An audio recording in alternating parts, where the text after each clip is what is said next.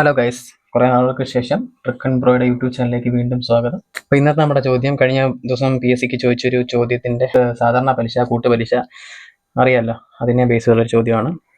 ചോദ്യം നോക്കിയോ, 6000 രൂപ 10% പലിശ നിരക്കിൽ 3 വർഷത്തേക്ക് നിക്ഷേപിച്ചാൽ കിട്ടുന്ന കൂട്ടുപലിശയുടെയും സാധാരണ പലിശയുടെയും വ്യത്യാസം എത്ര? ഇത് നമ്മൾ മറ്റേ PSC = INR/100 അങ്ങനെയൊക്കെ വെച്ചിട്ട് ഇക്വേഷനൊക്കെ വെച്ച് ചെയ്യുന്നവരുണ്ട്. അല്ലാതെ എളുപ്പത്തിലുള്ള ഒരു ഇക്വേഷൻ എന്ന് പറഞ്ഞാൽ അതിന് മുന്നായിട്ട് നമ്മൾ ഇപ്പം 11ന്റെ സ്ക്വയർ എത്ര?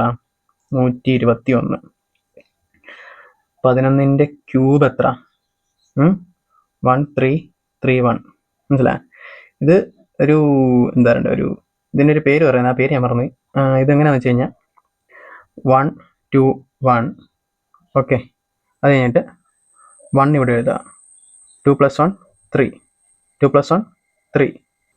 2 + 1 3. അത് കഴിഞ്ഞിട്ട് ഈ 1 ഇതായിട്ട് ആക്കി എഴുതുക. 11⁴ കാണണമെങ്കിൽ എങ്ങനെ നോക്കണം, ആദ്യം ഇവിടെ 1 എഴുതുക. 3 + 1 4. 3 + 3 6. 3 + 1 4. പിന്നെ 1 ആയിട്ട് ആക്കി എഴുതുക. അപ്പോൾ 11⁴ എത്ര? 1 4 6 4 1. ഇതിങ്ങനെ താഴോട്ട് പോകും കേട്ടോ.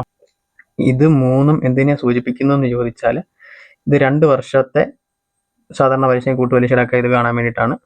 ഇത് 3 വർഷത്തേക്കുള്ളത് കാണാൻ വേണ്ടിയിട്ടും, ഇത് 4 വർഷത്തേക്കുള്ള കാണാൻ വേണ്ടിയിട്ടും, പിന്നെ ഇങ്ങനെ താഴോട്ടുണ്ടാവും.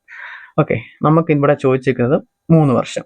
ഓക്കെ, 3 വർഷത്തിന് നമ്മൾ എടുക്കേണ്ടത് 1 3 3 1. ഇതിങ്ങനെ ഗ്യാപ്പ് ഇട്ട് എഴുതിയിരിക്കുന്നത് എന്തിനാണ് ഞാൻ പറഞ്ഞുതരാം. നോക്കിക്കോ, 6000 രൂപ 10% പലിശയ്ക്ക്, അതായത് 6000 രൂപയാണ് നമ്മുടെ പ്രിൻസിപ്പൽ എമൗണ്ട്. ഓക്കെ, അതിൻ്റെ 10% പലിശ നിരക്ക് എന്ന് പറയുമ്പോൾ അടുത്ത തവണ എഴുതേണ്ട എന്താണെന്നറിയോ?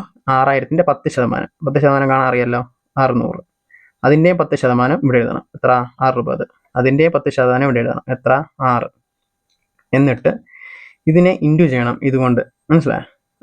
അപ്പം എങ്ങനെയാണെന്ന് നോക്കിയാൽ, 6000 × 1 എത്ര? 6000 തന്നെ. 600 × 3 എത്ര? 1800.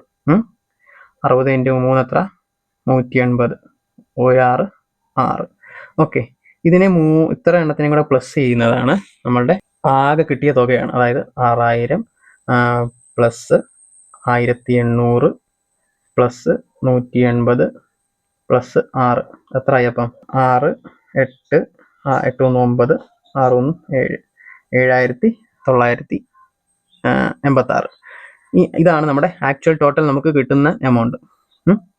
ഇനി നമുക്ക് ബാക്കി വരുന്ന ഇത്രയും സാധനമില്ലേ, ഇതാണ് നമുക്ക് ഈ കൂട്ടുപലിശ ഇനത്തിൽ കിട്ടുന്നത്. മനസ്സിലായി? ഇതാണ് കോമ്പൗണ്ട് ഇൻട്രസ്റ്റ് എന്ന് പറയുന്നത്. അതായത് 1800 പ്ലസ് 180 പ്ലസ് 6, അതായത് 8 8 1 9 1986. ഓക്കെ, ഇനി നമുക്ക് ഇത് 2 എണ്ണം കഴിഞ്ഞാൽ, ഈ 2 എണ്ണം കഴിഞ്ഞാൽ ബാക്കിയുള്ളത് വരുന്നത് എത്രയുണ്ടോ അതായിരിക്കും നമ്മളുടെ സാധാരണ പലിശയും കൂട്ടുപലിശയുടെയും വ്യത്യാസം. മനസ്സിലായോ? അതായത് സാധാരണ പലിശയും കൂട്ടുപലിശയുടെ വ്യത്യാസം 180 പ്ലസ് 6. ഇപ്പം എത്ര കിട്ടി? 186. ഇനി അങ്ങോട്ട് ഉണ്ടെങ്കിലും, ഇപ്പം നമ്മൾ ഇതിൻ്റെ അല്ലേ എടുത്തേക്കുന്നത് 3 വർഷം, ഇപ്പം 4 വർഷം അല്ലെ മേലോട്ടാണെങ്കിൽ ഇങ്ങനെ പോകും സ്റ്റെപ്പ് ബൈ സ്റ്റെപ്പ് ആയിട്ട്. മനസ്സിലായോ? അപ്പോൾ നമുക്കിവിടെ അവസാനം കിട്ടിയേക്കുന്ന ഇത് കഴിഞ്ഞിട്ട് ബാക്കി ഇങ്ങോട്ട് വരുന്ന എത്രയായാലും അത് കൂട്ടുപലിശ അല്ല, സാധാരണ പലിശയുടെയും കൂട്ടുപലിശയുടെയും വ്യത്യാസമായിരിക്കും. അപ്പോൾ 186 എന്ന് പറയുന്നതാണ് നമ്മളിവിടുത്തെ ആൻസർ, ഓപ്ഷൻ ഡി. മനസ്സിലായല്ലോ അല്ലേ? എല്ലാവരും ചാനൽ സബ്സ്ക്രൈബ് ചെയ്യണേ.